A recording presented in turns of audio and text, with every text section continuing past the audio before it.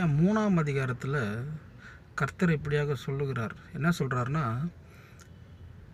நம்ம சில விஷயங்கள் அவருடைய மனசை ரொம்ப பாதிக்கிற மாதிரி சில காரியங்கள் நாம் செய்கிறோம் என்று சொல்கிறார். என்னென்னா, நம்மளை அறியாமலே சில நேரங்களில் நம்ம என்ன பண்ணுறோன்னு சொன்னால், ரொம்ப சாதாரணமாக தேவனை மட்டுப்படுத்தி நம்ம பேசிடுறோம். என்னென்னா, என்னத்தை தேவனை தேடுறதே வேஸ்ட்டு, என்ன பிரயோஜனம் அவரை தேடுறதுனால அப்படின்னு சொல்கிறோம். இன்னொரு விஷயம் என்ன இன்னொரு வார்த்தை என்ன சொல்கிறோம்னா, அவருடைய கட்டளைகளை அவருடைய பிரமாணங்களை கேட்டு அதன்படி தான் நான் நடக்கிறேன், அதனால் என்ன பிரயோஜனம், எனக்கு ஒன்றும் கிடையாது அப்படின்றோம் இல்லையா. அது ரெண்டாவது, கெட்டவங்களாம் நல்லா இருக்கிறான் அப்படின்னு சொல்கிறோம் இல்லையா. இது அதுக்கப்புறம் நமக்கு தீமை, அதாவது ஃபுல் அண்ட் ஃபுல் நம்ம வீட்டு பக்கத்தில் தீமை செஞ்சுக்கிட்டே இருப்பானுங்க சிலர், அவன்லாம் நல்லா இருப்பான்.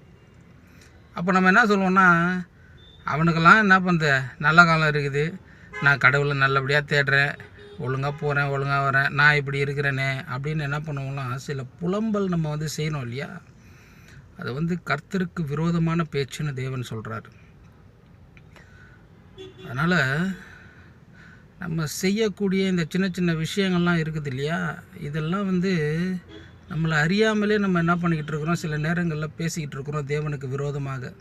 அது என்ன பண்ணுறாருன்னா, அவர் கர்த்தர் இல்லையா, நம்ம என்ன பேசணும் அப்படின்னு நம்ம கேட்கும்போது அவர் என்ன பண்ணுறாருன்னா, ஒரு ஞாபக புஸ்தகத்தை வச்சு அதை எல்லாத்தையும் எழுதி வச்சுக்கிட்டு இருக்காராம். கவனிக்கிறீங்களா? அவர் என்ன பண்ணிகிட்ருக்காரு, எல்லாவற்றையும் நாம் பேசுகிற பேச்சுக்கள் அனைத்துமே எல்லாவற்றையுமே ஞாபக புஸ்தகத்தில் எழுதி வச்சுக்கிட்டு இருக்கிறேன்னு சொல்லிட்டு மல்கியா 3ஆம் அதிகாரத்தில் ரொம்ப அழகாக என்ன பண்ணுறாரு அவர் சொல்கிறார். அப்போது நாம் செய்யக்கூடிய சின்ன சின்ன தவறுகளை நாம் திரித்து கொள்வது மிகவும் ஒரு முக்கியமான ஒரு விஷயமாக இருக்குது. தேவனுடைய பார்வையில் நம்ம திருத்தி கொண்டோம்னு சொன்னால் அது நல்ல விஷயமாக இருக்கும், ஆரோக்கியமான ஒரு கிறிஸ்தவ வாழ்க்கைக்கு அடித்தளமாக இருக்கும்னு சொல்லி நான் ஆசைப்படுறேன். தேவனும் அதை தான் விரும்புகிறார். எனவே விசுவாசிகள், கிறிஸ்தவர்கள், தேவனுடைய பிள்ளைகள், நாம் பேசுகிறோம், நம்ம 2 பேர் தானே பேசுகிறோம், இதை யார் கவனிக்க போகிறா அப்படின்னு நீங்கள் நினைக்காதீங்க. அதை தேவன் என்ன பண்ணுறாருன்னா ரொம்ப உன்னிப்பாக கவனிக்கிறார்.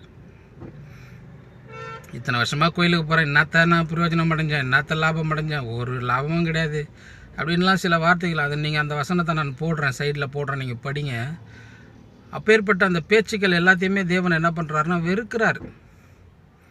அது எல்லாமே என்ன பண்ணுறாரு, வெறுக்கிறார். தேவன் வெறுக்கிறார். அப்படிப்பட்ட செயல்களை நாம் தவிர்ப்பது நல்லது.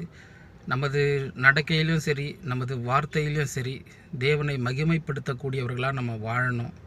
ஒரு நல்ல சாட்சியான ஒரு வாழ்க்கையை தேவன் அதை தான் விரும்புகிறாரு. அவருடைய நாமத்தின் மகிமைக்கென்று நம்மளை இங்கே வச்சிருக்கிறாரு. அந்த மகிமையை நமக்கு எடுக்கக்கூடிய செயல்களை நம்ம ஒன்றும் செய்யாமல் தேவனுக்கு சித்தமானதை நாம் செய்ய கடமைப்பட்டுள்ளோம். அதை நம்ம செய்வோம். கர்த்தர் நம்மளை ஆசீர்வதிப்பார். இன்னொரு வீடியோவில் சந்திக்கலாம். God bless you.